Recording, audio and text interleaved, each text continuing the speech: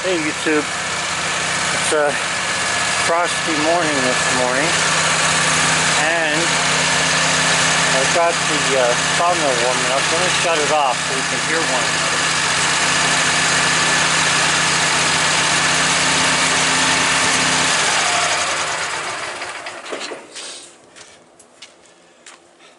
another.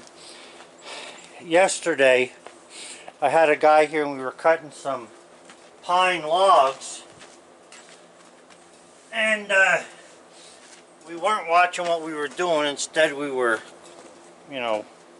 talking, and you can see I cut the top of my brand new thing off that I made. So I'm gonna order some 2-inch rod. I'm gonna make a bunch of these.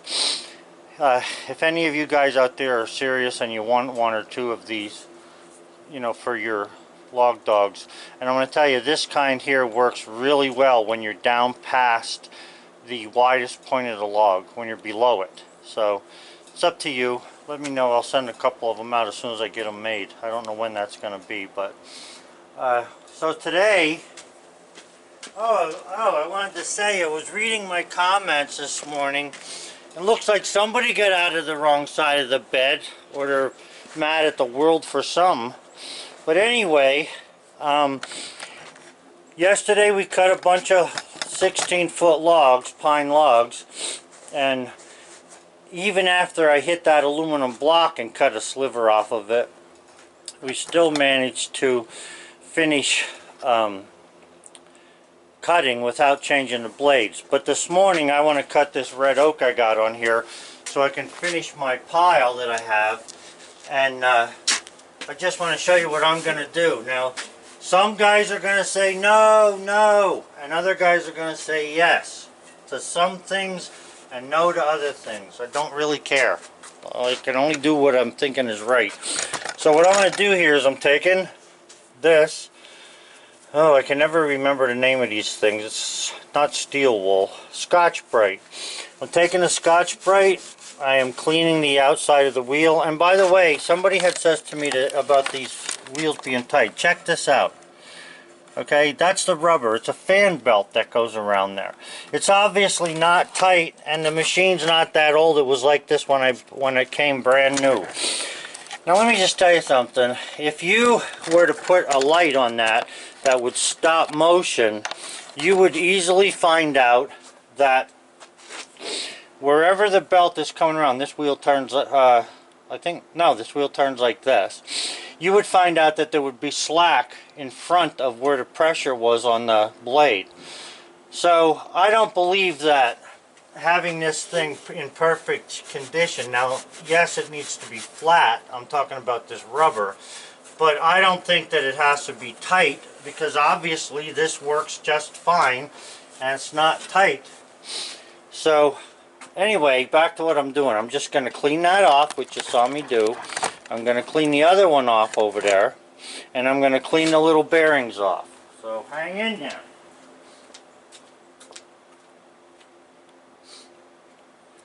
This is only because I'm putting a new blade on. Alright?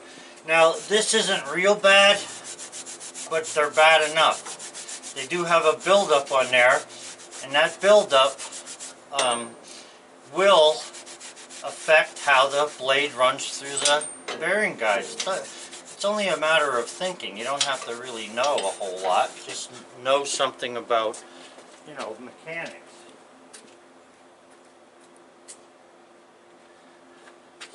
I'm going to get a little bit of a scraper. I have a little scraper here for doing different things.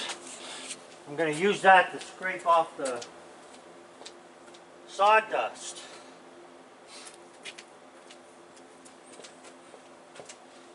So, I'm not cutting into the rubber. All I'm doing is knocking the heavier pieces of sawdust that got trapped in there, or sap, or whatever you want to call it. It's a combination of both.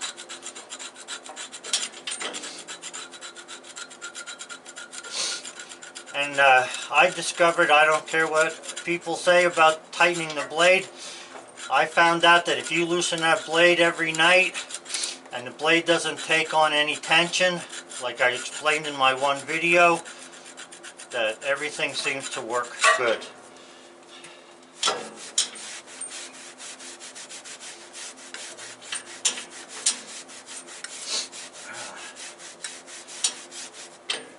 A little bit here yet. This is a nice tool because it has multiple sizes for things. I use this for all kind of stuff. Oh, and also to the commenter about me sharpening blades. First of all, if this steel on these blades wasn't able to be bent back and forth, if you make a mistake with the set, it wouldn't be worth a darn for saw blades, would it? Because saw blades have to be able to bend. That's what spring steel's about. The other thing is, I spend my $7 where I choose to spend it, or not spend it. So I happen to enjoy sharpening these blades, because I get to sit in the garage, it's nice and quiet, Bullseye's in there with me, I got no headaches, everything is paid for, I don't have to worry about anybody coming after me for nothing. I'm just happy to be able to sit down with a cup of coffee and sharpen my blades. So there it is. It has nothing to do with saving $7. It has everything to do with just enjoying doing it. And this is the blade I just sharpened. I don't know if you can see the marks on there showing me where the flat side of or the straight goes.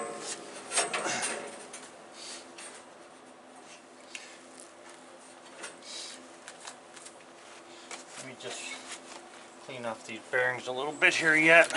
I'm hoping you can see that.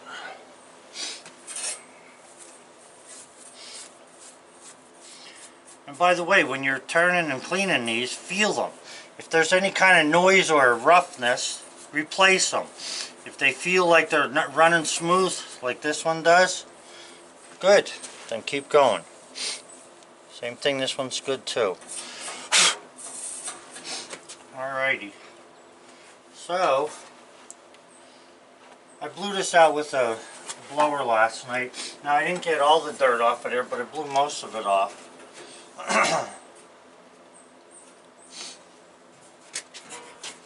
So I'm going to move the saw head ahead a little bit, and then I'm going to tighten up the blade.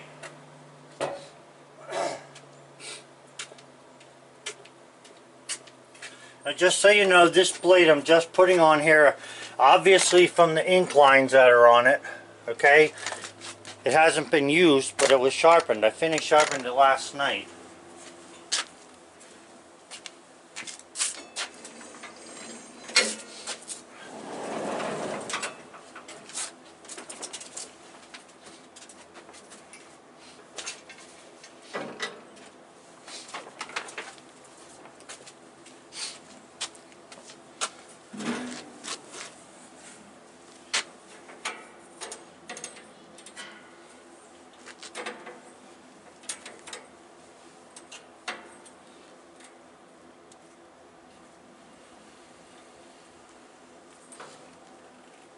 Now I recommend you wear gloves, which I have here and I'm not, but I ought to be, when you fool with these blades, because they are rather sharp.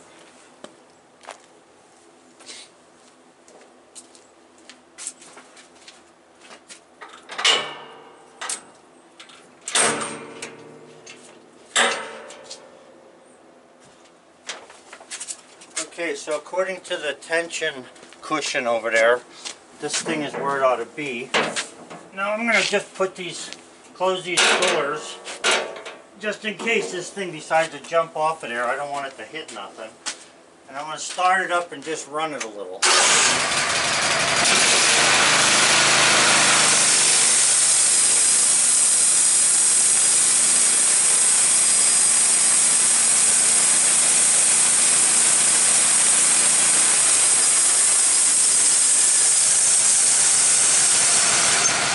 In case I haven't showed you guys this before,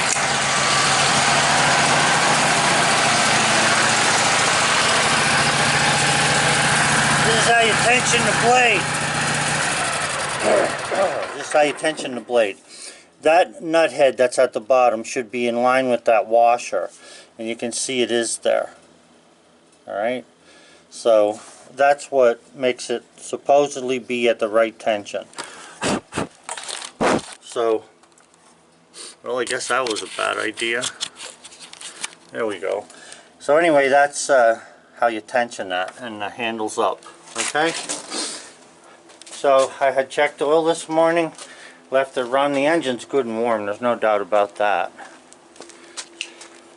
This is an 8-foot, probably 8'3", because that's what I usually cut them, 3 inches more. Red oak, and if you remember my video from the other day, I have a pile started inside the greenhouse. Now I'm fully confident that this blade is going to cut this piece of wood nice and straight. So if it doesn't, you'll see it. If it does, you're going to see that.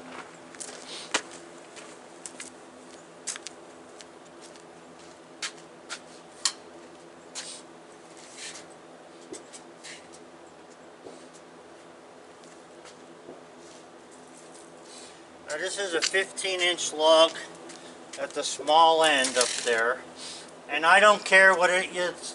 People are saying, oh, you got to have the small end here, the small end there. You know what? It doesn't matter as long as you keep track of where the small end is.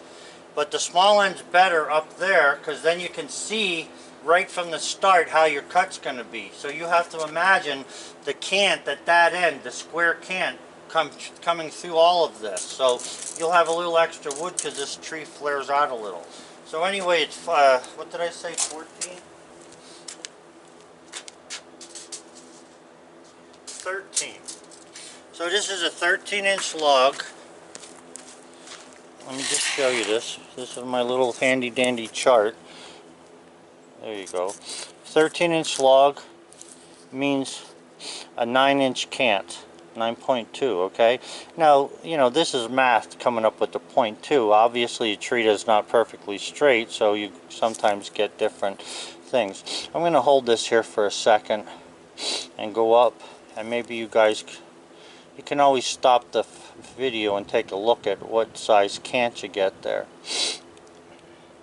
And like I say, computers on computer-driven sawmills calculate this right away. One more time. Okay. So what did I say? 9-inch cant. So now I'm going to make sure that I don't cut too much off this thing until I get to the point where it's 9 inches. Now I don't want to cut. The last thing you want to do is take 9 inches, measure from the bottom, and cut this. That's not going to help you. What you need to do is just take off whatever you can to have a 9-inch width. Okay, so you'll see me measuring that as I go.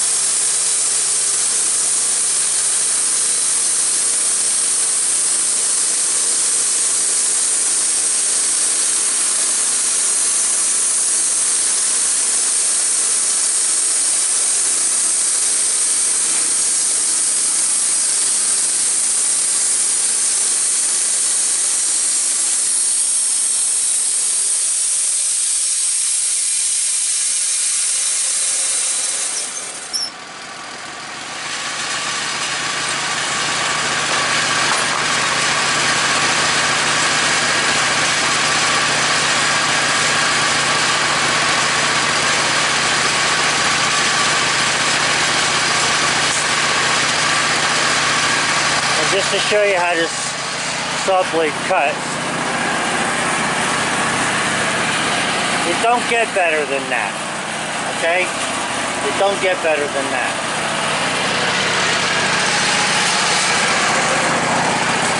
So now I'm going to measure the width. And I'll show you that as soon as, let me move the head back.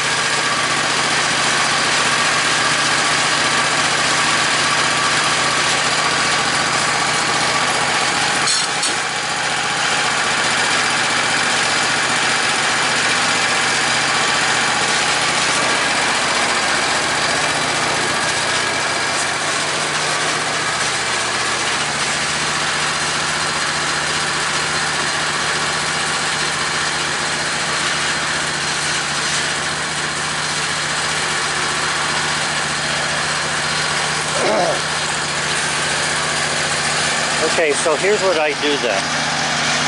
I measure the width of that cut. Now I'm looking for a 9-inch cant. Keep that in mind. So I measure the wood. Now if I don't care if there's sapwood in there, then I measure from the bark. If I want all good red oak, then I can't. Now if you look at that, it's only 6.5 inches roughly, or actually it's less than that. It's only 5.5 inches. Okay, but some places, like here, it starts getting wider, and then here I have 9 inches there, roughly. So that tells me that I got to go down a little. What I need is 9 inches on the narrow side here. So I got to go down far enough to give me a 9-inch board. Okay, that's where I stop cutting in order to get the cant. Let's say you're back on the stand and you can watch this.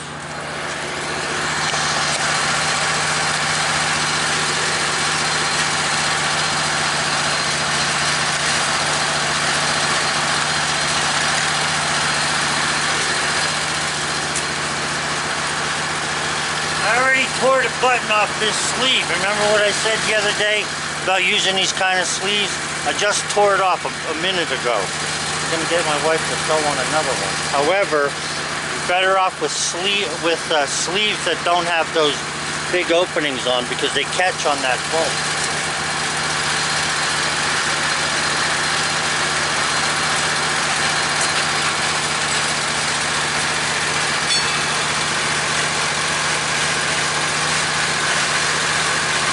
When it comes to making this next cut, If you can get a 9-inch board at that far end by going down a 1/2 inch, you can do that. The only problem is, do you have a use for that 1/2 inch board?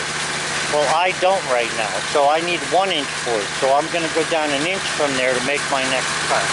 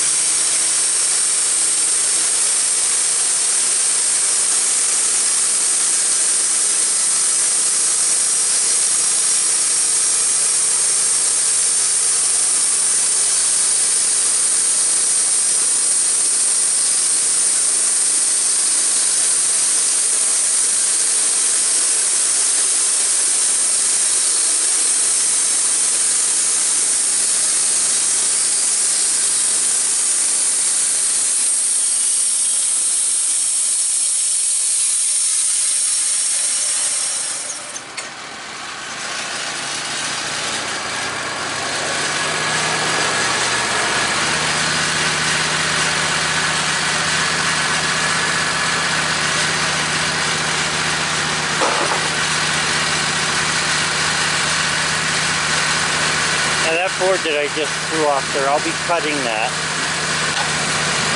trimming the edges to give myself probably a 1x6 out of that. Alright, so now we went down 1 inch. Let me back up here. We went down 1 inch. Yes, the log has a little bit of a bow to it, but we're not worrying about that. We got 11 inches here. We got 10 inches there. We got just about 9 inches there. Now because this log's not perfectly straight, I'm not going to go any further, okay? I'm going to keep it right at that 9-inch mark, even though there's sapwood in there. That's because I'm not positive of what's going to happen with this curved log. Nobody can know that, okay? Unless you've been doing it for many, many, many years. Because I've been cutting sawmilling for quite a while with a round blade, and even I would have a hard time trying to tell what's going to happen with every log. I'm not saying I'm a pro at it. I just had a sawmill and I used it a lot. When I first built my lumberyard, it was all hemlock forest, and I had to cut up all the trees. Okay, so anyway, there's where we are so far.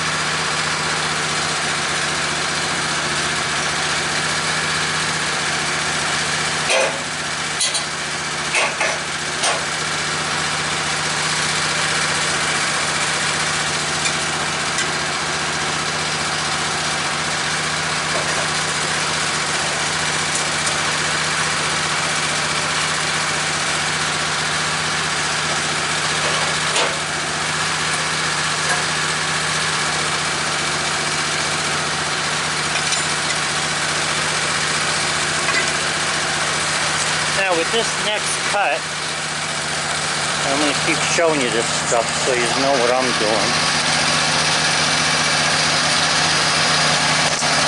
Now we already have one flat face. Let me shut this off. So we have one flat face and it's nice and straight. So if you figure, you know, where do you get, I gotta find, let me move the saw head a little so I can do this better. Okay, so we have one flat face, and if we measure over there 9 inches, now wherever that 9 inches comes to outside the log, which is right about there, you see the 9-inch mark? That's about how low, right to here, you could go to be able to get to your 9-inch cant and not ruin anything. Alright? The problem with that is if I cut that whole 9 inches off there, I'll be trying to carry that whole thing, and if you look, it has a hump in the middle of the log, and it's going to get heavy, and I don't want to have to carry nothing heavy. I'm 63, I've worked all of my life, all of it, don't know how to collect unemployment, never did collect unemployment, and the point is that I'm tired, okay, a little bit, but I'm still active. Anyway, that's where you would cut that. I'm talking like this, guys, because the commenters that are naysayers, you know, got to realize nobody's going to follow their comments if they're not going to explain themselves. So just explain yourself and I'll be more than happy to listen. Okay, so I'll put you back on the stand. I'm going to cut some more.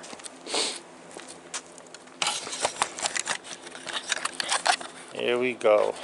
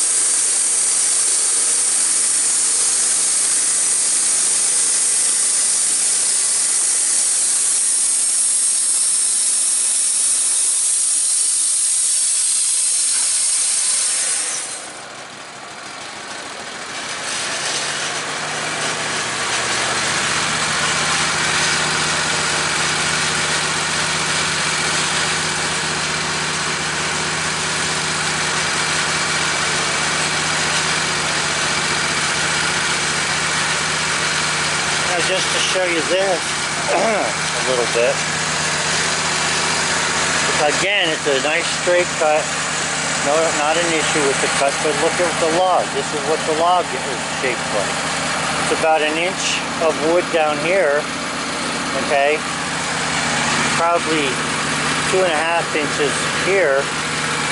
Back up a little, here we go. And then down here, I only went down 1 inch from the very top of the bark. So, you know, it's not like it's the heaviest piece of wood in the world, but let's face it, you guys who have your wives helping you, be a little considerate. Instead of cutting off a 3-inch freaking slab of something that you can't pick up, cut some smaller pieces. So I could handle that with one hand there then. You know, because nobody wants to, this logging, read it, read history. You'll find out that logging and cutting and sawmilling was one of the hardest jobs there ever was. I think it's next to concrete work, if you ask me. But anyway, why kill yourself? Now, I have a lot of guys saying to me, why don't you have hydraulics and all? Yes, the hydraulics would be easier. There's no doubt about it. The problem with the hydraulics is I don't want to have to put up with broken hoses, electrical failures, and all kind of nonsense. And I like doing that. I like doing that. All right? So now we have half of that cant figured out there. Oh, and by the way, in case you're wondering, the center of the log, the pith here, is the same dimension as it is on the other end. So that's why I didn't say anything about that. I already knew it. So now let's take a measurement here and see what we got at this end. Now you see there's a little bad spot here. Would you want to pay for that bad spot? I know I don't want to. So I got, to get from the end of the log here over, I got like 9 inches right there. But that's not what I want. I want 9 inches of clear wood. So right about at the bottom of this little imperfection here, I should be close to getting a 9-inch space there, and then that'll be the end of cutting that side for the cant. I'll tell you what, this red oak is beautiful. So I'll let you sit here again and just watch me. Guys, it's not like I like talking. I really don't care for doing a lot of talking, but I'm just trying to explain the actual cutting and what's going on in my head while I'm cutting it. A lot of times I realize I have people help me and I don't explain to them what I'm thinking, and then I tend to think that they're idiots when really they're just not, you know, they're not hearing what's happening or seeing what's happening. So just for being kind to people like that, I'm kind of talking my way through that. So I need about another inch.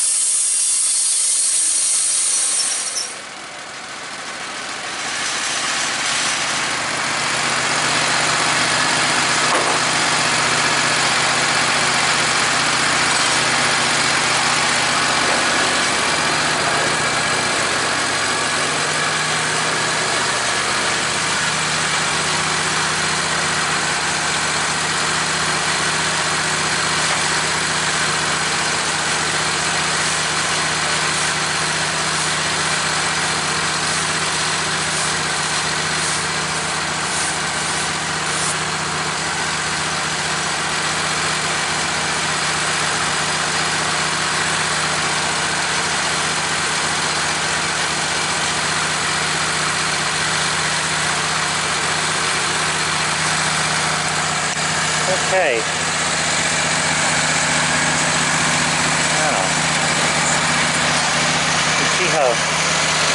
grain on this red oak. Pretty nice. Little knots there. Might be what somebody wants, might not be. All depends. Little knot here. Now here, if you notice there, I got the 9 inches. Now I'm still in some sapwood. However, if you run this out here 3 inches, you're out of the sapwood already. So I can do one of two things. I can say I don't want any sapwood, or I'll leave a little bit of sapwood at the edge. Now here's what's going to make me decide what to do.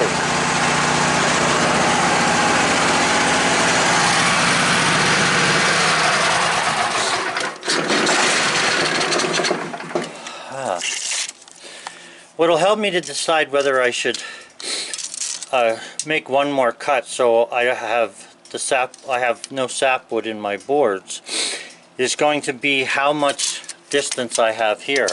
Now you see I got 9 inches there down to roughly where the sapwood is right here.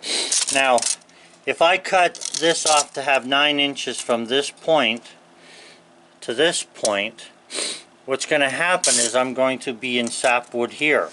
So since I already know that I have 9 inches there before I get to the right at the bark, I'm just going to go ahead and cut this, because down here I'm already in all heartwood. So I'm going to just go ahead and cut this, or not cut it, but I'm going to turn it. I don't want to cut it anymore, because you see I only have a 1/2 inch there to the bark. I'm talking up here. So I'm going to leave that go, and then I'm going to go ahead and start cutting from here down to where I need my 9 inches. And you can see it's, you know, going to be right there. So that means that this section of log has to be cut off of there. So that's what I'm going to do now. Look at that beautiful Woodmizer cut. Oh yeah. Guys, something else that a lot of people don't talk about is, you know, when you're cutting the logs, even something as big as this and even bigger ones, sometimes they bow as you're actually cutting them, especially if there's stress in the log. You know, I hear all kind of stuff, leave the log sit for 6 months and then the stress will be gone. Then Woodmizer in their book says cut the logs immediately, you know, as soon as you get them. It's hard to know what to do, because experience doesn't seem to be able to keep itself in order. Anyway, we're going to turn that and then we're going to make another cut.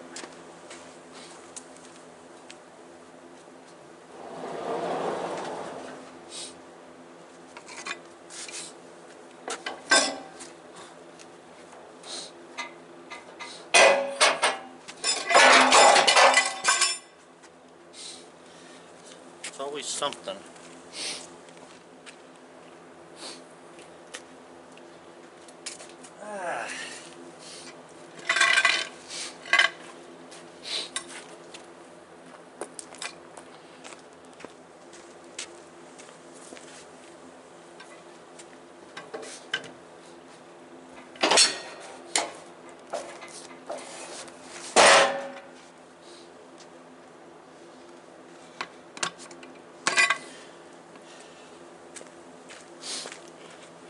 Now because I have a square edge, where's my finger here, along the log here, right here, there's a square edge, I'm going to push the dogs completely down.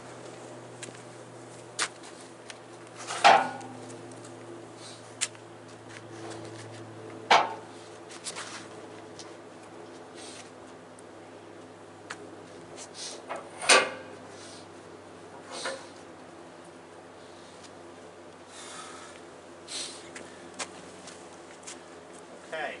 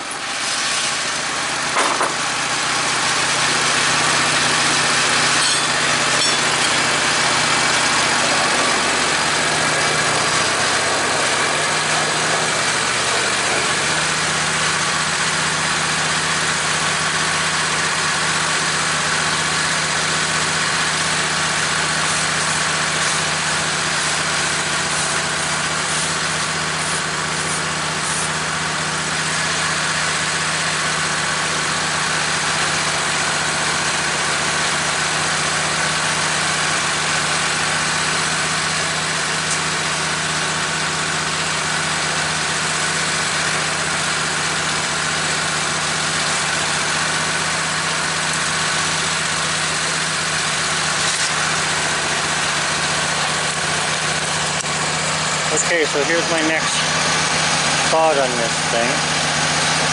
Now, you can see when I measure up here, I've got a little bit more than 10 inches. So I'm going to just call that 10.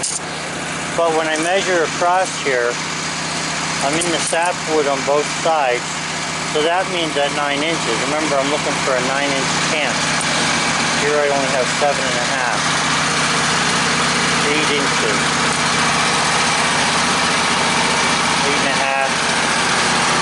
Right there's about a 9-inch cant. So I'm going to take that down 1 more inch because I have an inch that I can spare. So I got 10 inches there. So I'm going to take that down 1 inch, and that'll give me a 9 on this side and a 9 there. And then whatever happens as far as how many boards I get out of this will all be determined by what's happening here. Whatever happens here. So, you know, how far down I have to come to have some nice wood.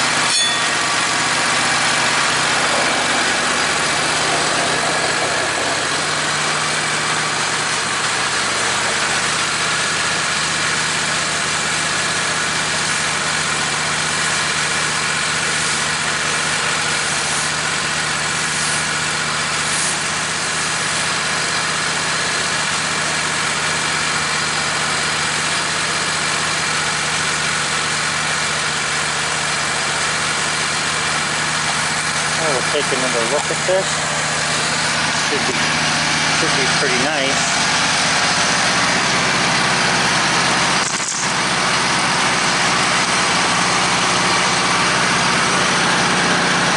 Okay, there you can see I have 9 inches of all heartwood right there. Okay, so let's see what we got down here. Now I got a little bit of sapwood in that. Not going to worry about it. I'm shooting for the 9-inch. Here I'm going to have a little bit of bark in this 1 9-inch board. I'm not going to worry about that because I can trim that down later if I have to. Okay, so I'm going to leave that at 9 inches. I'm going to roll this, and I want to see my 9-inch cant. And that's going to help me then decide which edge I want to take this off of. Take my boards off of.